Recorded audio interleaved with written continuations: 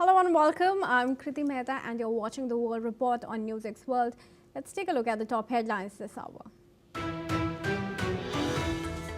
A drone attack by the Sudanese paramilitary forces hit a kindergarten in south-central Sudan, killing 50 people, including 33 children. Tragedy comes as the RSF continue its violent assault throughout the region, now concentrating in the oil-rich Kordofan states. Qatar's Prime Minister warns that Gaza ceasefire is at a critical moment and could unravel without rapid movement toward a permanent solution. On the ground, the reported Israeli air raids have hit Maghazi camp in central Gaza, with the IDF killing seven residents in the north. Hamas says it's ready to hand over arms to a Palestinian Authority on the condition of the end of Israeli occupation. The group says that their weapons are linked to the existence of occupation and would accept the deployment of UN forces as a separation force. Russian forces launch an overnight combined airstrike on infrastructure in the central city of Kremenchuk, causing power and water outages as winter approaches. Meanwhile, Russia's defense ministry says that it downed 77 Ukrainian drones overnight as both sides continue cross-border air attacks. Outgoing U.S. envoy to Ukraine says a deal to end the Ukraine war is really close, and remaining issues include Ukraine's Donbas region and one of Ukraine's main nuclear plants. He also claims that both sides have suffered 2 million casualties during the 4-year war. U.S. Defense Secretary Pete Hegseth says he fully supports the second strike on a suspected drug board in the Caribbean and insists he would have made the same decision. Reports say an admiral ordered the follow-up strike to kill 2 survivors, while Hegseth declined to say whether the classified video will be released. Indian authorities order an investigation and offer compensation to victims after a fire killed 25 in Goa state. A fire ripped through a nightclub on Sunday, after which Prime Minister Modi offered condolences. Hong Kong citizens go to the polls in an election where the focus is on turnout, with residents grieving after a deadly fire traumatized the city. Authorities are scrambling to avoid a broader public backlash after the city's deadliest fire in nearly 8 years. And viewers, now the top focus again on the Ukraine-Russia war. In Ukraine, the central city of Kremenchuk was hit by a combined overnight airstrike, knocking out power and water across several districts. The mayor says Russian drones and missiles targeted key infrastructure, triggering fires and major damage. Kremenchuk, an industrial hub on the Dnipro River and home to one of Ukraine's largest oil refineries, has been repeatedly attacked. City crews are working to restore electricity, water and heating while officials assess the full impact. Ukraine's Air Force issued multiple warnings overnight as the Russian forces intensified long-range strikes ahead of winter, aiming to pressure civilians and disrupt industry.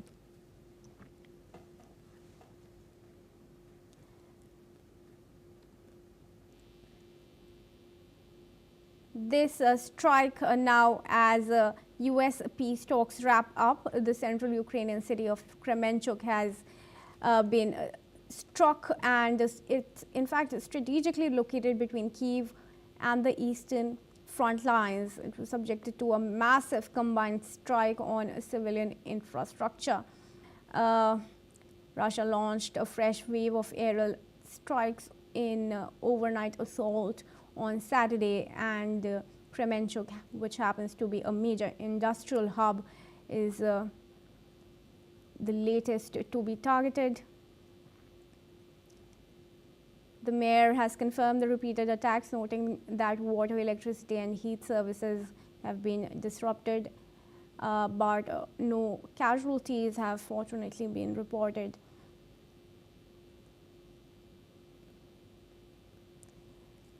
Problem continues. The fighting isn't slowing down even as top-level diplomacy ramps up.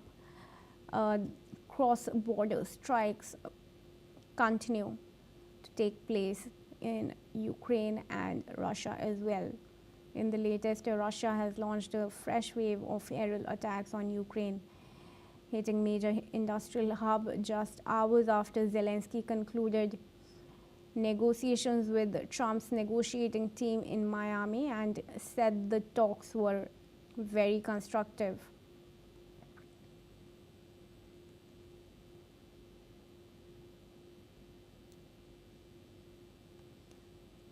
The fresh wave of attacks has in fact stalled peace efforts. Russia now targets infrastructure in Kremenchuk, power and water supplies disrupted.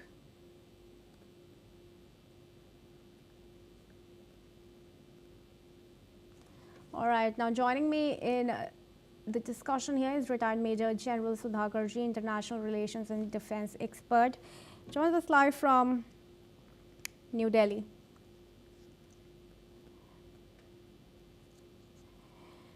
Thank you, retired Major General Sudhakarji, once again for joining us here at NewsX World. Now, peace talks wrap up and then boom, there's a massive strike.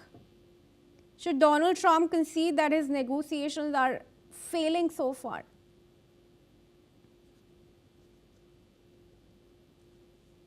For getting me for your show in matters related to ongoing conflict for more than 3.5 years with such a complex situation to navigate. Yes, you have a point in the question and he should think it over, and there are no quick solutions. All that I would say in defense of this peace proposal is at least somebody is thinking in terms of bringing back some kind of normalcy and peace to this mindless conflict. But having said that, we need to identify as to there is a clear indication. Despite all proposals being mooted out, the sincerity of purpose, the selfless commitment at the highest level, at the level of Donald Trump, there is something this outbreak of intense shelling and massive attack is telling Donald Trump and his team to take cognizance of. What is it? All I'm saying is that be pragmatic. What is pragmatism in kind of ongoing conflict? Pragmatism lies in giving priority to the first issue. The first issue, to the best of my mind, being a ex-military man, is that this mindless shelling and massive attack must come to a freeze. Only then you can make some movement or headway towards the peace. You see, in Alaska, Putin did convey a point that you have the larger peace plan, but to have a larger end state, he's talking about the end state. But to reach up to the end state, you have to means and methods in place. And means and methods would start with a ceasefire. If you don't start with a ceasefire, what I mean is, wherever one is, relevant stakeholders, all the barrels should freeze. They should be mothballed. And when I say mothballed means mothballed. Wherever one is, there should be total seizure of the firing. Thereafter, it should fall back a couple of kilometers away from a particular line or point of contact. And it should be monitored and seen by a neutral force. That neutral force in Central Europe is also a very sensitive issue. People in the Europe, they want to send their troops, boots on ground, which is not going to be neutral and not going to be accepted by Putin. So therefore, one has to go into the deeper issues. The broad parameters are okay. It is moving in a direction of peace, all right. But it should be divided into short-term, medium-term goals and long-term goals. It's not going to come to an end in just about 1 month or 2 months or 6 months. It's going to be a long drawn, it's a very long game. Donald Trump will do good to actually be practical in his wisdom and think ahead that it's not going to come to an end abruptly. It has lasted for 4.5 years. Rather, I would say it started way back in 2014, if not earlier than that. From 2014 till now, 11 long years, the conflict in multiple forms, hybrid, irregular kind of a form has been going on. the kinetic form actually started taking shape sometime in February 2022. And that's how we are counting at 3.5 years. So therefore, hold horse, go in for a long game. I'm sure, and pragmatic means I'm sure things will hold out in favor of peace. We hope so too, and the strikes for now to at least come to a halt temporarily. Talks are productive, but action clearly not. Thank you for your comment there, retired Major General Sudhakarji. Do stay on as I request your opinion on another news coming forward. For now, viewers, let's talk about the Indigo crisis that's stretched to its 6th day. The airline has cancelled at least 112 flights at the Mumbai airport and about 109 flights at the Delhi airport, causing inconvenience to thousands of passengers nationwide. In the last few days, too, we have reported hundreds of flight cancellations and delays, which seriously disrupt air traffic across India. Meanwhile, Indigo CEO Peter Elbers and COO Aistro has received show cause notices from DGCA yesterday, which demanded clear explanations from them within 24 hours on the ongoing flight disruptions. The notices also mentioned that the primary cause of the flight disturbance was that the airline had failed to secure proper arrangements in place that should have been done to smoothly implement the approved FTDL scheme for the airline. They further stressed on its significant lapses in planning, oversight, and resource management. According to a formal statement given by Indigo, the airline said that they strategically operated only 700 flights on Friday so as to initiate a reboot in their system, which could allow them to start afresh yesterday with higher number of flights and better stability. It added that it operated 1,500 flights yesterday. Moreover, the Civil Aviation Ministry also issued various measures which include capping on airfares and passing strict direction to the Indigo airline to ensure complete ticket refund for cancelled or delayed flights to all passengers. The ministry has also said that all refunds should be completed by today 8 p.m. India time. Sources say that there is some sign of improvement, but it will still take significant time for Indigo to normalize its flight operations across India.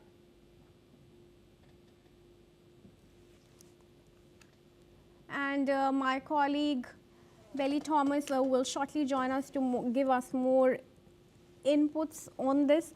But the Indigo crisis continues as over 500 flights have been cancelled even today. Official figures state that 220 flights have been cancelled. And my colleague Belly Thomas now joins us live. Belly, thanks for joining us. Do share with us the current situation at the airport there. How are the passengers doing and how are they being serviced? Kriti, the situation has,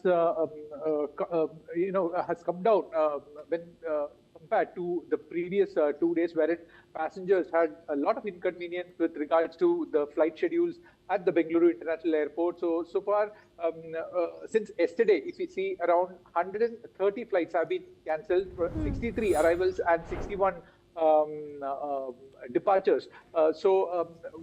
With this, a lot of passengers who have been, waiting there, they wouldn't want refund because the airfares at the other airlines are, very expensive. So they wouldn't want a refund, but they would want for a reschedule. And they were seen waiting at the airports, even some of them spending throughout the night, sleeping on the floors of the airport, inside the departure gates and outside as well with their luggages. So there, besides this, there was also a lot of issues with the baggage system, where baggage collection, wherein people who had checked in had gotten their luggage stuck there, and ever since on the display, on the information display board, it would say their flights have been delayed. But after they had checked in their check-in baggages, later on, after 2-3 hours, it would say the flight is cancelled. And after that, to get back their check-in baggage so that, they can wait for one more day. So that's not like possible for them, because all their essentials such as dresses and money is stuck inside indeed documents also are stuck inside those baggages. And people who are arriving to the Bengaluru airport also through connecting flights also have had their baggages stuck with the airlines, who couldn't reach out to the passengers to say that. So this was a major complaint that, but since yesterday, when you compare the inconveniences, the magnitude of inconveniences or the intensity of inconveniences, it has come down to a lot today. With people are kind of, they kind of savage. They got to know that this is going to happen, and they were somehow kind of digesting all these things, and they don't have any other choice other than to just wait and until their baggages come and until their flights are scheduled according to the airlines.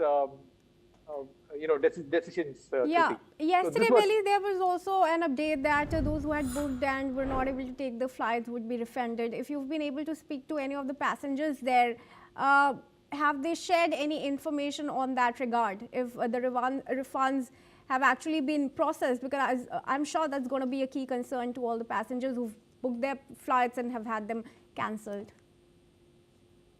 Kriti, I spoke to a lot of passengers there at the airport, wherein a majority of them said that they wouldn't go for a refund because the refund it was not a full refund. Some of them claimed that, the company has offered us to say, give the full refund along with coupons, which were gift coupons. But a lot of them said, you shouldn't be believing these words at this point of time. And that was the scenario. It was utter chaos and confusion out there when the airlines were sending message that your total ticket amount would be refunded. But majority of the passengers whom I spoke to were interested in actually rescheduling the flights because they were either for a pleasure trip or kind of a scheduled visit, not emergency. A few passengers whom I met who were in emergency were like people who were who had their exams, MBA entrance examinations going on in other states, and people who were rushing for funerals. And there was also one wedding party from Hubli whom the bride's entire family and all the relatives were stuck at the airport, and the groom had to conduct the wedding in an online ceremony. Right. And so that was the kind of situation what we saw in Bengaluru. And there was one passenger who was carrying her dad's ashes to Haridwar for the final rites, and she couldn't. Her flight also was cancelled, and she was kind of waiting for the available next flight, which the airlines were trying to schedule for them. And there was a lot of group of passengers who had come for a pleasure visit, who were headed to Langkawi in Rajasthan.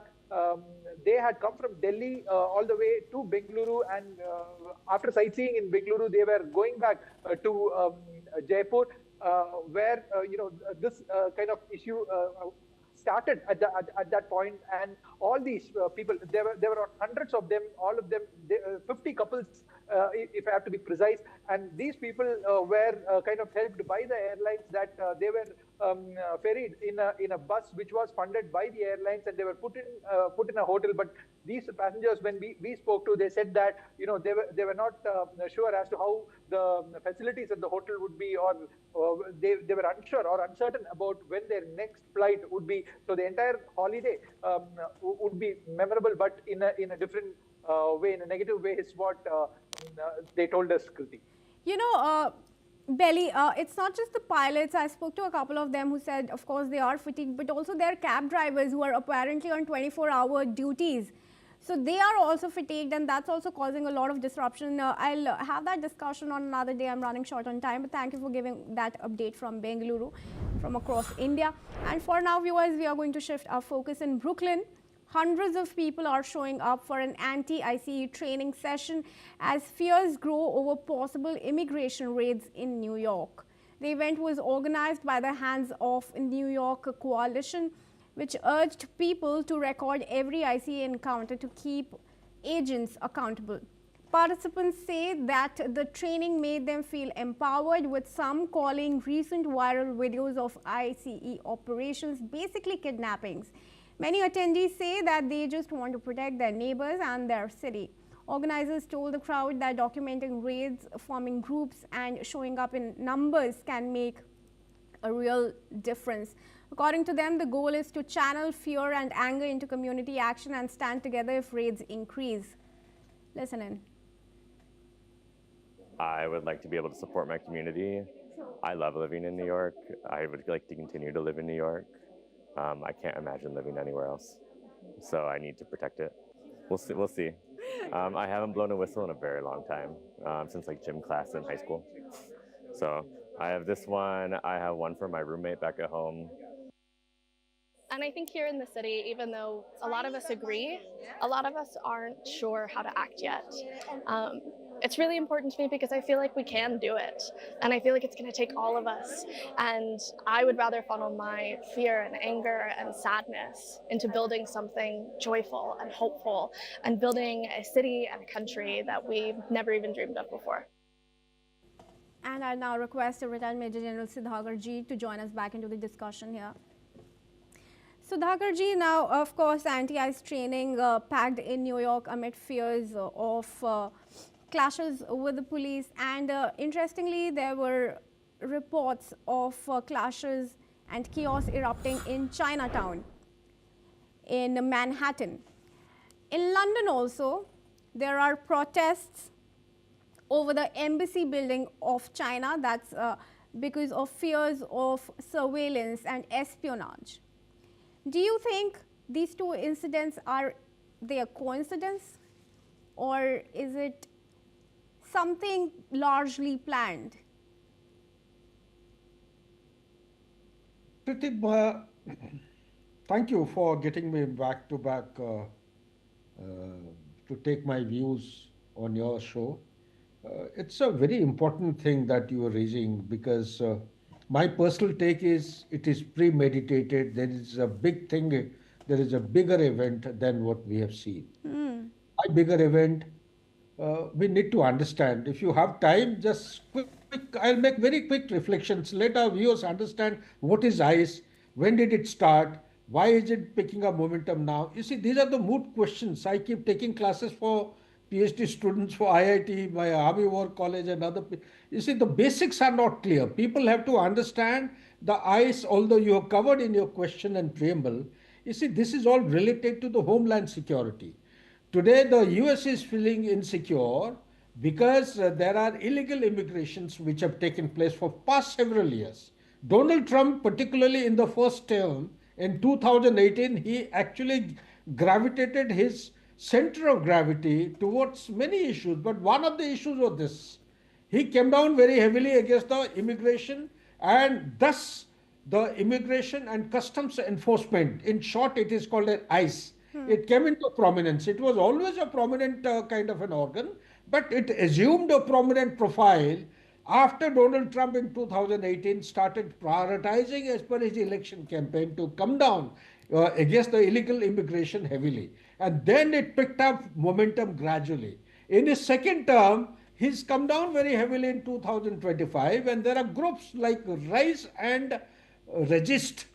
Rise and Resist is a group which is actually showcasing or demonstrating its resistance against the ICE activities by the government.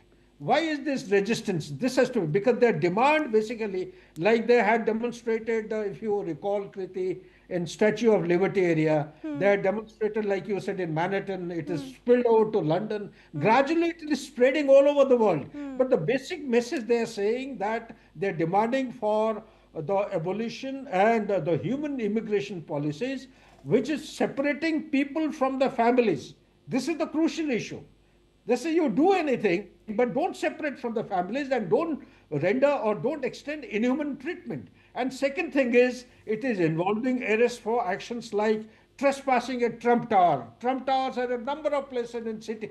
many city centers. And anyone who's trespassing, knowingly or unknowingly, people who do it inadvertently, they are also being jailed and very severe actions are being taken. And worst thing which is happening is the police force, the Homeland Security is actually, what they have started doing there. There are agents who are wearing the mask. They're going in a camouflaged manner. They don't reveal their identity. They carry out perceived, I would say, human rights violations and civil rights violations, which are actually leading to widespread criticism. It amounts to hijacking people, their abduction, judicial killings have not been reported till now, but Sir, there are I'm definite abductions which are sorry to taken. interrupt, but could you please wrap up quickly? I'm being told we're short on time and there's another guest waiting. Yeah, last but not the least, all I would say is it's likely to go on. It will keep mounting pressure against the government until government gives some kind of assurance to scale down the operations which are being unleashed in a most uncivilized manner. They expect that they should be given basic human right. The people who are missing now, they should be returned to them, and the separation from the family should be minimized. And this particular act against the ICE should be abolished altogether, and the Okay. previous law existing in USA should be restored to. Thank you, Retired Major General Sudhakarji, for your comments there, and appreciate you giving us your time. And let's quickly move on, viewers. Japan's Defense Minister Shinjiro Koizumi and his Australian counterpart Richard Marles have met earlier today in Tokyo and have agreed upon deepening their security cooperation amid China's increasingly aggressive actions in the East and South China Seas. At the meeting, the Japanese Defense Minister has confirmed about both nations making progress towards concluding a contract by the end of this fiscal year, that is through next March. Now, the contract revolves around Australian Navy's plan to introduce an upgraded version of the Japanese Maritime Self-Defense Forces Mogami-class frigate into their fleet, which is a versatile warship sailing vessel. Additionally, the Japanese Defense Minister has also talked about yesterday's incident where a Chinese military aircraft logged radar onto their Air SDF fighter jets, disturbing peace in the region. Let's now listen into the comments made by the defense ministers during the meeting. 中国によって行われましたレーダー照射2回、これにつきましては、このような行動は航空機の安全な飛行に必要な範囲を超える危険な行為であって、中国側には強く抗議し、再発防止を厳重に申し上げます。 Say that we do not want to see any change to the status quo across the Taiwan Straits. In general terms, Minister Koizumi and I spoke about the way in which Australia and Japan can work together to assert the rules-based order and provide for the peace and stability of the Indo-Pacific. And joining us now is Dr. Bonnie Yushi Liao, who is Assistant Professor of Diplomacy and International Relations at Tamkang University in Taiwan. Thank you, Professor, for joining us here at NewsX World. We really appreciate you giving us your time. I'd like to start by asking my first question to you. How do you think Australian support to Japan is going to help it counter China? Japan and Australia are essentially running a dual-track strategy. China is still a major economic partner. Japan depends on China as a manufacturing base, and Australia continues to rely on Chinese demand for resources. So neither country can afford a clean break. At the same time, they both have experienced direct pressure from Beijing, whether it's maritime coercion around the Senkakus or punitive trade measures against Australian exports. So that's why we see them strengthening defense cooperation and building joint exercises and improving intelligence sharing, not as a move toward confrontation, but as risk insurance. So the balance looks like engagement without naivety. Both countries seek deterrence while keeping trade doors open, and they diversify supply chains so economic stability doesn't become strategic vulnerability. Dr. Liao, do you assess that it is likely for Japan to reach out to other members of the Quad other than the United States as China is carrying out its military exercises now in the Yellow Sea? You mean like within the broader U.S.-led security architecture? No, within the Quad. Within the Quad. Okay. It fits as one of the central support beams. The United States remains the main security guarantor, but the architecture is becoming more multi-centered rather than hierarchical. Japan and Australia are no longer followers of U.S. strategy.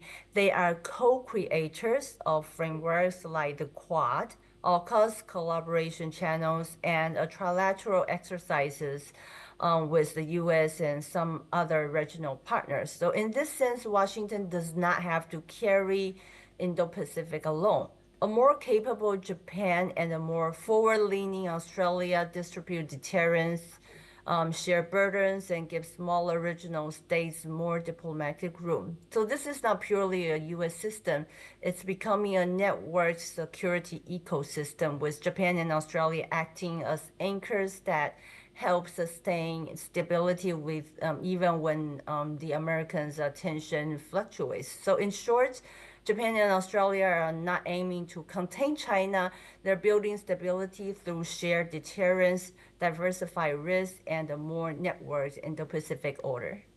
All right, thank you, Dr. Liao, for joining us here at NewsX World. I'm running short of time, but I have taken some more from you. And with that, viewers, let's move on to developments coming in from Hong Kong, which is voting under Beijing's Patriots rules as for its latest Legislative Council election. The government has pushed hard for a higher turnout, but the effort has been overshadowed by the city's deadliest fire in decades, which has killed 159 people. Turnout by midday reached just over 10%, slightly higher than at the same point in the last poll. Chief Executive John Lee urged residents to vote, saying each ballot supports reform and those affected by the disaster. The election takes place with major pro-democracy parties absent and newcomers, including Olympic fencing champion Vivian Kong, entering the race. That's all we have time for. Keep watching NewsX World for more international news updates.